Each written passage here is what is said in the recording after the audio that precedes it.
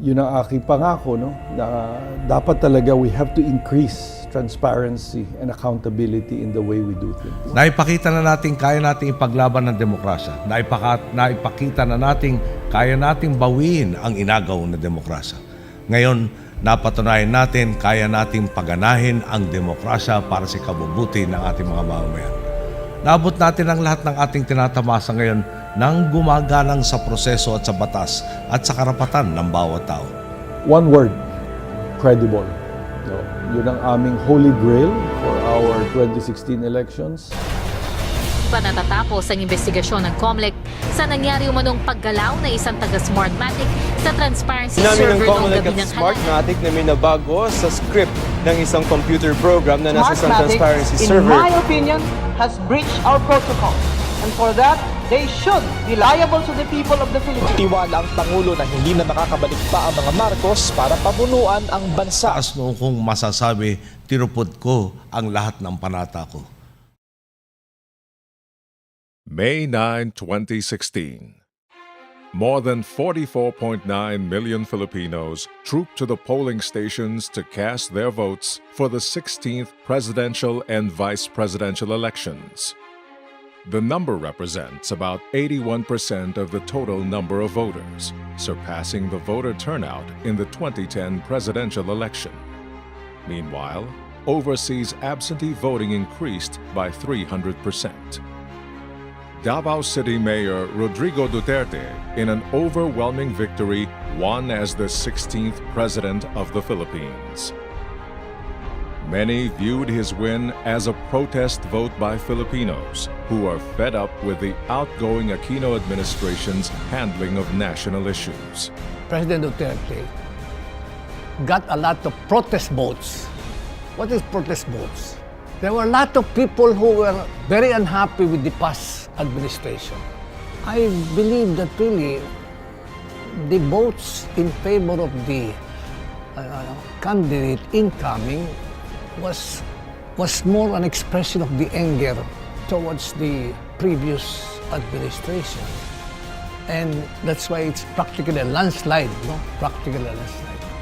Duterte's electoral success is phenomenal because he is the first president from Mindanao, a region plagued by extreme poverty and numerous local conflicts. The tough-talking mayor introduced himself as a man of the masses, an ordinary politician from the province who was prepared to rid the country of crime and corruption in less than 6 months. Frustrated by the repeated failures of the Liberal Party candidates, an overwhelming number of voters gave their support to the fearless leader from Davao. He defeated 4 other prominent and resource-rich candidates, led by Aquino-endorsed Manuel Mar Araneta Rojas II of the Liberal Party, independent candidate Senator Grace Poe, Vice President Jejomar Binay, and the late Senator Miriam Defensor Santiago. For the longest time, social media has been reflecting that the incumbent President Digong Duterte has been leading by large margin, but the mainstream media has been downplaying it. And but from whatever poll service that come out, it showed that the other number 2 candidate was Grace Poe, and number 3 would be another candidate, but the administration candidate would rank number 4. But during the election, he was number 2 all the time. However, they could not overcome the sheer number that voted for this president. It's not just a landslide victory; it could have been a tsunami type of victory, where it's all over the countryside that people with an overwhelming support for this candidate, and that's why he won. As Smartmatic's role in the 2010 and 2013 elections came increasingly under fire, the Venezuelan company took a much more aggressive role in securing the contract for the 2016 election. Smartmatic chairman Lord Mark Malloch Brown, an international political operator who had been associated with former President Corazon Aquino's campaign in 1986, flew to Manila in May 2015. palace sources claim that during his visit, Lord Mark Malloch Brown had an extended lunch meeting in Malacanang with then-President Benigno S. Aquino III. Malloch Brown's reappearance in Malacanang in 2015 had sealed the deal. Smartmatic was once again awarded the multi-billion contract to lead the automated election of 2016. More than 9 billion pesos worth of contracts were awarded by the COMELEC to the Venezuelan firm, notorious for various cases of electoral fraud and sabotage around the world. COMELEC's awarding of Smartmatic as the exclusive poll operator for the 2016 national election triggered a plethora of negative reactions from various election watchdogs. Given Smartmatic's handling of the 2010 and 2013 elections, was it possible that there were plans to rig the 2016 election in favor of the Liberal Party candidates? Philippine Computer Society President Leo Querubin explains. My personal take on that is that there was a concerted effort to make sure that he did not get majority vote. So what he got only was the plurality. And if you want to change the landscape of the country after the elections, having majority and just having the most number of garnered votes among your candidates actually can affect the strategy of the losing candidates. Why? Because you can always tell now, anybody can always say Duterte did not get more votes because there were more people that voted against him than for him. But if he got the majority votes, then he has now the mandate actually to lead the country without any question. But right now, if you notice, the question that is always being thrown at him is that your votes actually are lesser than all that vote that were garnered by the other candidates. So he is not a majority leader. But him becoming a majority leader actually changes the landscape of the way he can actually lead. So I think there is actually congruence in terms of the cheating, both for the presidential elections and the vice presidential elections. Trinabaho din siya eh. Kaya lang, hindi na-carry ng powers eh. I think the fraud that happened in the last election is not just on computers. There are also things done on the ground, in the ballot itself. That there were allegations made about reshading of ballots, and having zero votes in areas that you expect some people to vote for other candidates. So ginawa ito, ang nag-guide sa kanila kung how much to catch up yung pagmamanipulate doon sa release. Kaya naging straight yung line.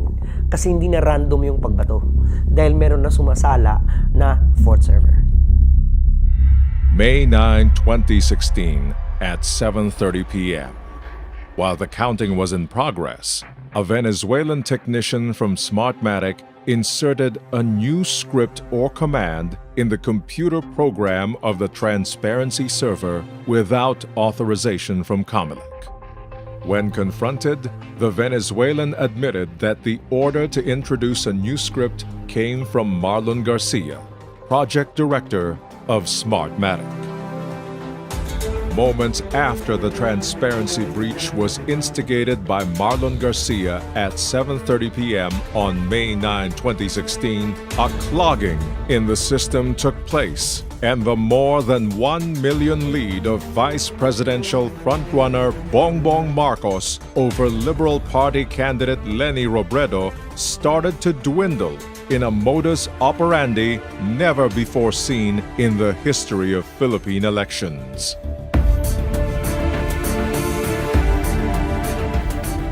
Soon after the closing of the May 9 polls, both presidential and vice presidential frontrunners Rodrigo Duterte and Ferdinand Bongbong Marcos Jr. topped the exit polls conducted by the social weather station.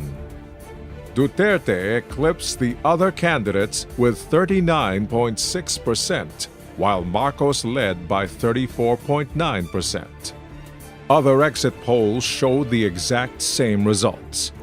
Duterte and Marcos have won the 2016 presidential and vice presidential election in the Philippines. And yet, after the breach by Marlon Garcia took place, a surge of votes appeared to have been programmed in favor of Liberal Party candidate Leni Robredo, as explained by a statistics and political analyst. Antonio Contreras, political science professor at De La Salle University, said it was statistically impossible for Robredo to overtake Marcos in the race with 80% of the returns already counted. Well, actually, during the night of the counting, before I slept, I was already finding something weird. Kasi siyempre, I was making my own projections. Using data trending, I said. And then I was noticing that the lead of Senator Marcos before midnight, before I slept, was kind of becoming smaller and smaller. And I said, what's happening? But I was hoping that, in the morning, it's going to stabilize and his lead will stabilize. But lo and behold, when I woke up, si Leni Robredo na ang nauna. Sabi ko, ano nangyari? And then David Yap sent me a message about a trend that for him is anomalous. And so, I asked David to send me his analysis. Okay, and the rest is history.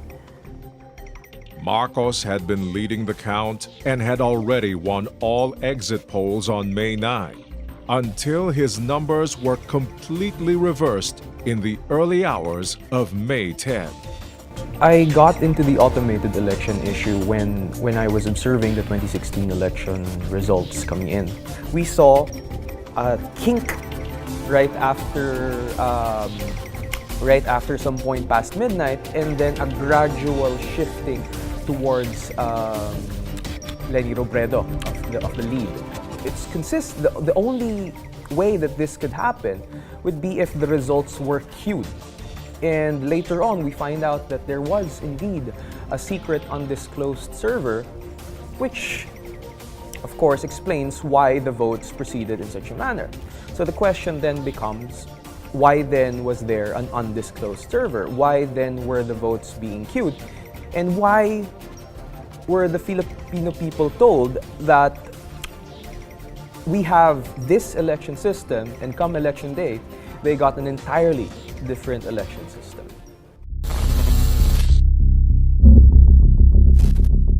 At first, the COMELEC denied that Marlon Garcia was anywhere near the servers.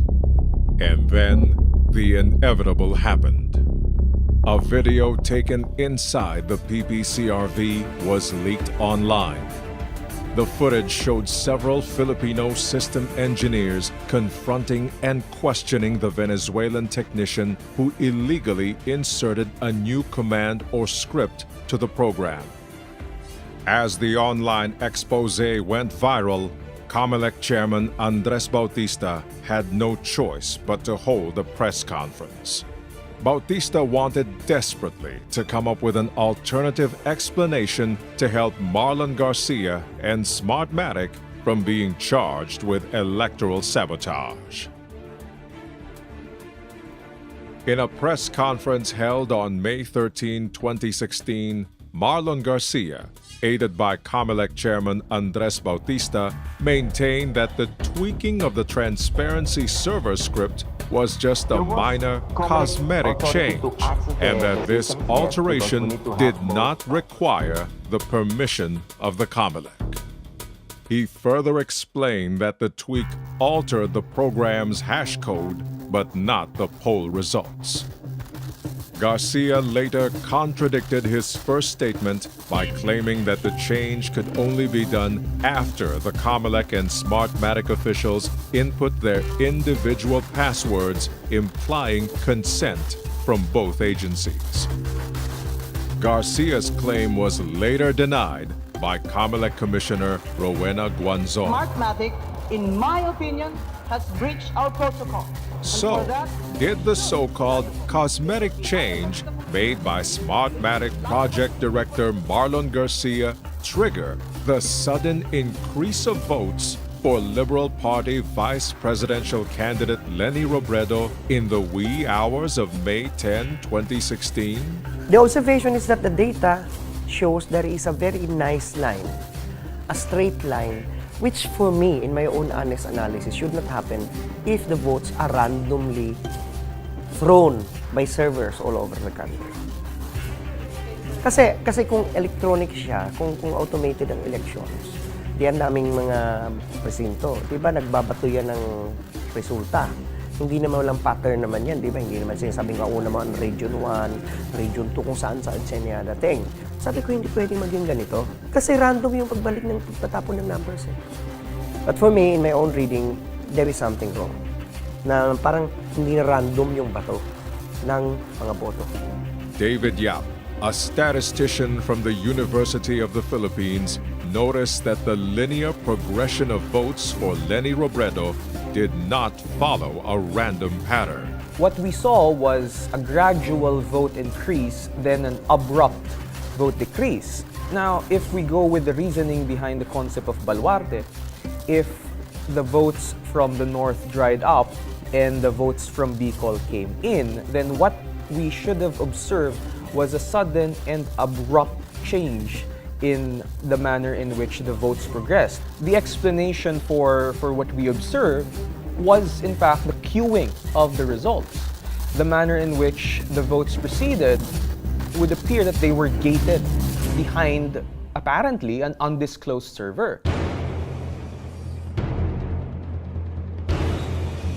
During a hearing at the Manila Prosecutor's Office on July 21, 2016, the camp of Vice Presidential candidate Bongbong Marcos was surprised to learn directly from Smartmatic that it used several servers apart from those sanctioned by the COMELEC during the May 2016 elections.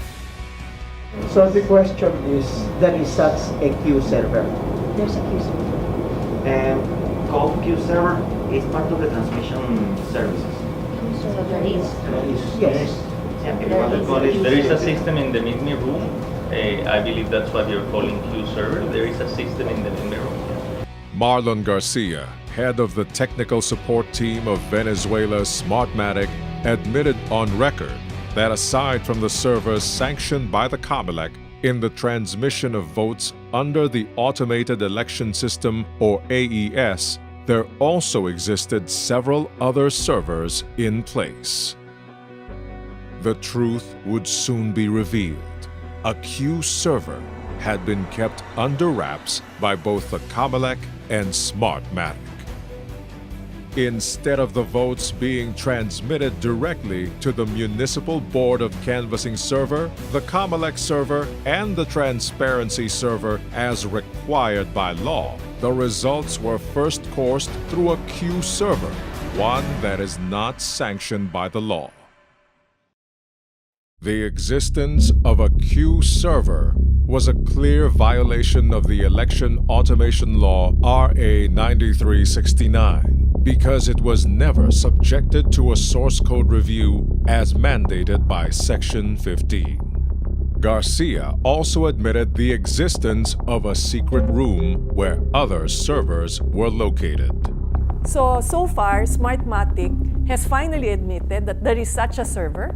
But the problem is, nobody knows where it is. Who controls it? Obviously, Smartmatic does because they know about it. And that is what we should be watching, where we should be watching. So hopefully in the next election, that will be made clear exactly as to where it is located and that we will have access to see what is happening. The admission of the existence of several other servers in the AES validated all the earlier contention that indeed Smartmatic was not forthright about the details of the system it employed during the elections of 2010, 2013, and 2016. Simply stated, the election results, which were broadcast to the public, did not come directly from the three servers as sanctioned by the law.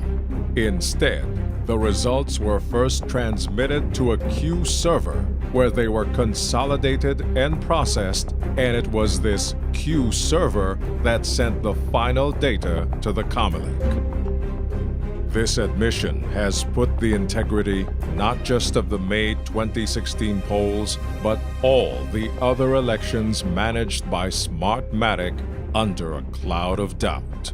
Smartmatic is a very good company when it comes to all of this, to marketing and to manipulations and all that. But at the end of the day, I think it's the Filipinos that are actually suffering because, number one, there is always that kind of doubt that comes after the elections. After the election, there shouldn't be any doubt.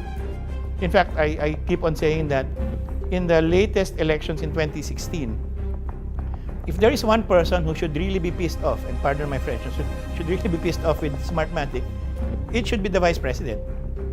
Because of what Smartmatic did, there is now always an asterisk beside her name.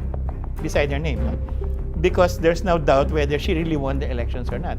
If she really believes that majority of the Filipinos voted for her or that she garnered more votes than the next contender, Bongbong Marcos, then she should be the first in line to say, let's do a recount. She should be the first in line to say, let's count all of this, let's open all the ballots and let's count it, and let's make sure that it was the will of the people was truly reflected in the votes.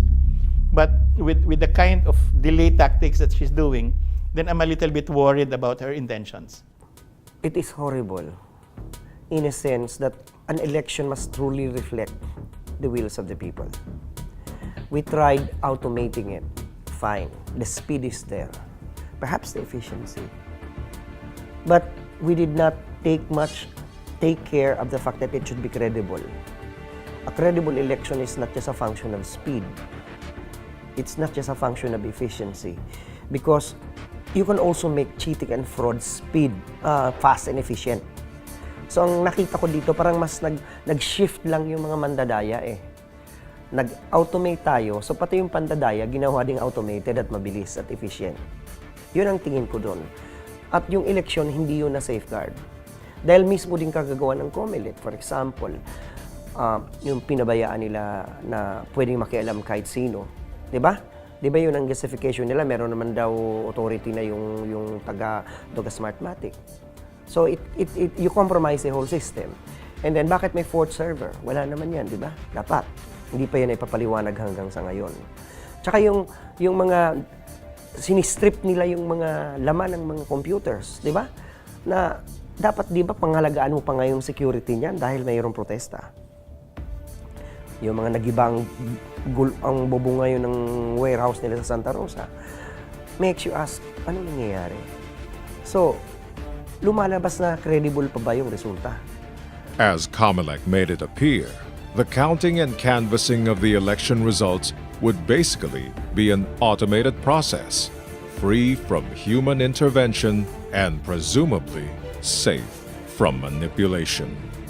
The election protests and server discrepancies during the May 2016 polls clearly proved that this was not the case. Contrary to the poll body's representations, Smartmatic's automated election system was riddled with serious vulnerabilities, exposing the entire system to shenanigans. I have always believed, and I will always try to live by this motto: the power to change our destiny lies in our own hands. If you choose rightly, you will reap the benefits of a good choice. If you choose wrongly, you will suffer for your wrong choice. And we get to exercise that choice only every 3 years sa eleksyon. Pero kung ang ating election system is rigged, our election system is tampered, that choice doesn't matter. We all suffer. Kaya ang panawagan ko po sa taong bayan, magkaisa ho tayo sa isyung ito. Ipaglaban po natin hanggang makamit natin ang totoong malinis na halalan. The 2016 national elections may be over, but the controversies surrounding the 2010, 2013, and 2016 automated polls are clearly not.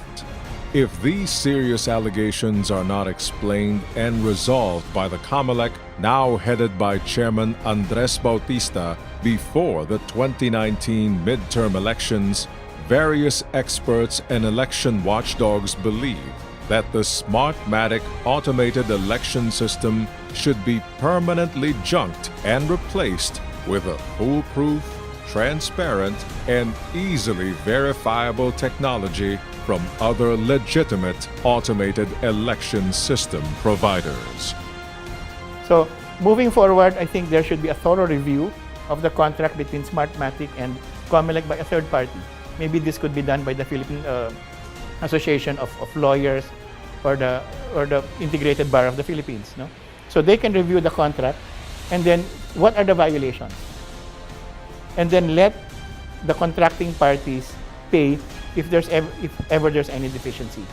I have always stated that I have great questions on how things are done. I have discussed with Smartmatic directly. I have engaged with him, in Congress and in Senate, debated with them, yet they refuse to listen.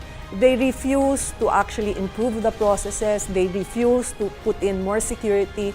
So with that, I think that we really should change the vendor and find one that will stick to what is best for the election system in the Philippines. It is no injustice to whoever is the winner. If it is Senator Marcos, it's an injustice because every day delayed means that he is not sitting in a position that is rightfully elected.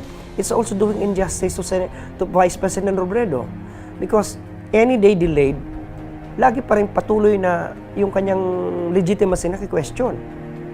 Kung siya ba talaga ang nanalo. Yun ang basis kung bakit hindi siya popular ngayon . Kasi people continue to doubt.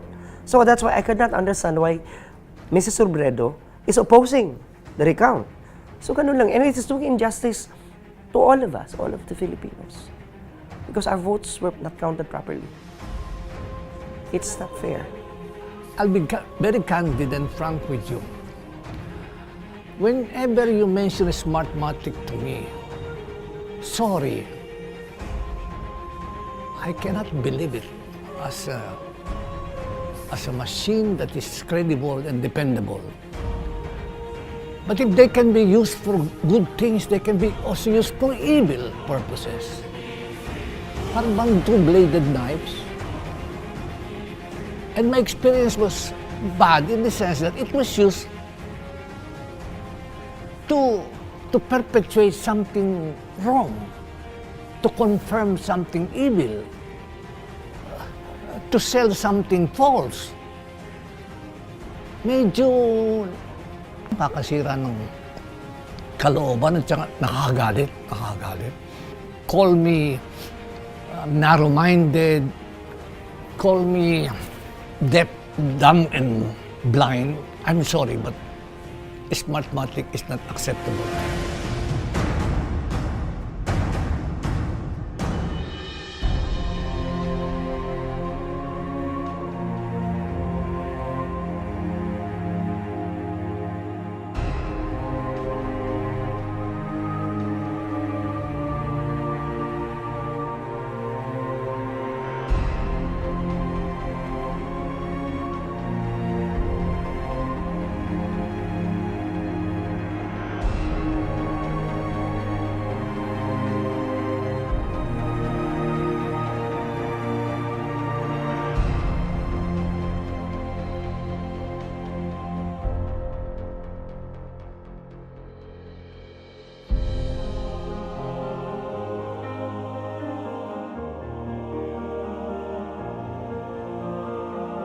Ang lahat ng mahalaga kailangan pagsikapan. Kailangan ipaglaban. Sabi nga po ng manunulat na si Edmund Burke, all it takes for evil to triumph is for good men to do nothing. May we never lose our patience with the ways of democracy, and may we never take it for granted or be passive in its defense.